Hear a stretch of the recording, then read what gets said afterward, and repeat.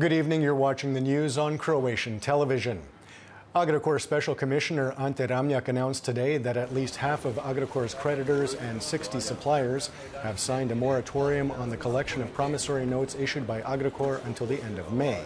Ramljak also said that an international consulting firm had been selected for Agrokor's restructuring. If all of the interested parties sign off on the choice, the company could begin work by next week. We have things under control, and while I can't say right now that the situation is entirely secure, I think it is getting better, and we are slowly turning to internal restructuring. Meanwhile, Russian media are reporting that Agrokor owes Russian banks some 1.3 billion euro, of which 1 billion alone to Russia's state-owned Sberbank. Reportedly, Sberbank is setting up a bad debt reserve of 500 million euro should Agrokor default on its debt. Agrokor was also discussed in Parliament today. The opposition SDP has submitted into parliamentary procedure a proposal to form an investigative committee to establish the facts surrounding the formation of the Agrokor concern and its current status on the market, as well as the role played by regulators and the government. Also in Parliament today, the SDP's request to hold a vote of no confidence in Finance Minister Zdravko Maric was added to the agenda, with a vote on the issue to be held within the next 30 days. MPs also stripped Tomislav Saucha of parliamentary immunity for a second time. Saucha is suspected of falsifying travel expense and overtime work claims during his tenure as Chief of Staff to former SDP Prime Minister Zoran Milanovic. Foreign and European Affairs Minister Davor Ivo Stier received his Lithuanian counterpart Linas Linkevičius today. Stier said that government will soon forward a request to Parliament to send 150 Croatian troops to Lithuania as part of the NATO mission there. He added that this was not meant to provoke Russia. I have a planned visit to Moscow at the end of May. I repeat, we are also talking from the position of an EU and NATO member state. However, we have an open channel of dialogue, especially with regard to the situation in Southeast Europe and the situation in Bosnia and Herzegovina. Turning to international news, both men responsible for last night's Paris attack that left one policeman dead and a policeman and passerby injured have been identified. The shooter, who was killed by police on the scene, was a 39-year-old French citizen who was well known to local authorities. In 2005, he was sentenced to 15 years for attempted murder. The driver turned himself in to Belgian authorities this morning. Media are reporting that the Islamic State has claimed responsibility for the attack. Paris was hit by barbarianism and cowardice last night. Like other countries in Europe that have been hit recently, in Berlin, in Stockholm, in London, where a policeman was hit last month.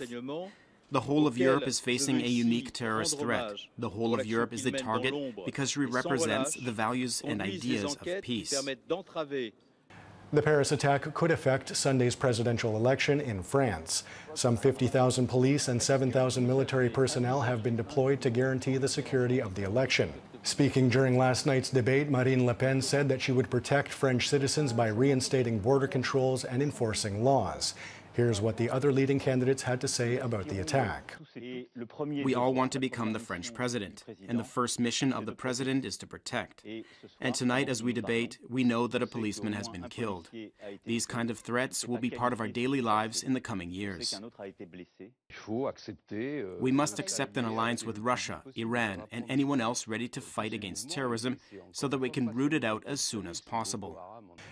Back at home, Prime Minister Andrej Plenković and Labor and Pension System Minister Tomislav Ćorić met today with the Secretary of the European Trade Union Confederation, Luka Vicentini, and the heads of two Croatian unions that are members of the ETUC.